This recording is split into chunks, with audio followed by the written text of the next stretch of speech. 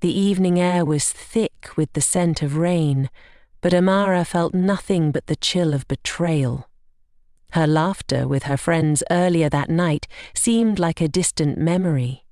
She trusted them, her community, her neighbours, but their sons had turned her world upside down. 4 boys, boys she knew by name, robbed her of her innocence and left her to suffer in silence. Yet it wasn't their crime that burned her most. It was the whispers, the stares, and the questions that followed. What was she wearing? Why was she out so late? Amara locked herself in her room, her tears soaking the embroidered pillow her mother had made for her as a child. She was only 18, but the weight of shame pressed down on her like a lifetime of burdens. "I didn't ask for this," she whispered to herself, her voice trembling. Yet, deep within, a spark began to stir. Anger, yes, but also something more. Determination. The community's hypocrisy came alive the next morning when Amara stepped outside. The boys were laughing, playing soccer in the dusty field. No remorse, no shame. Their mothers scolded her when she walked past. "Amara, you should learn to be more careful," one said with a wagging finger. The injustice of it all felt like a slap, but Amara refused to look down. "Why is it my fault?" she shot back, her voice shaky but resolute. The older woman glared, muttering under her breath. But Amara felt a flicker of pride. It was her first act of defiance and, though small, it planted the seeds of her rebellion. The storm within her began to build. Amara spent the following days in quiet observation. She watched how the community functioned, how men roamed freely while women whispered behind closed doors. Her mother, once a beacon of strength, now avoided her gaze, her silence heavy with disappointment. Amara knew she couldn't rely on anyone but herself. In the stillness of her nights, she began writing a diary, filled with raw anger and unspoken truths. Every word was a scream against the injustice she faced, a declaration of her humanity.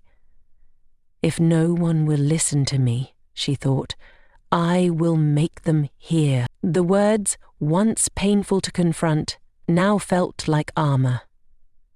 Weeks passed, and the boys' arrogance grew. They laughed openly when Amara walked by, taunting her with cruel jokes. The community, eager to restore its peace, ignored the tension. But Amara was no longer willing to fade into the background. She made her way to the village square, clutching her diary. Her heart raced as she climbed onto an empty crate, her voice trembling at first. "I am Amara," she began, "and I was wronged." Heads turned, murmurs spread like wildfire, but she continued. She recounted the night that changed her life, sparing no detail. Her voice grew steadier with each word, fueled by the gasps and wide-eyed stares of the crowd. Amara's public testimony sent shockwaves through the village.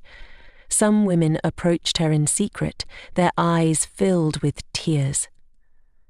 "You're brave," one whispered. "They did the same to my daughter, but we kept quiet." The words stung. Silence had become their only defense. Not everyone was supportive. The boys' families called her a liar, a disgrace to the community. But Amara stood firm, her diary, her shield. She shared pages with those willing to read, her words spreading faster than gossip. She knew she was no longer fighting for herself, but for every woman too afraid to speak. The elders called for a meeting, their faces grave. "You've caused enough trouble, Amara," one scolded. "These are serious accusations." Amara stood before them, her spine straight and her voice unwavering. "And what will you do about it?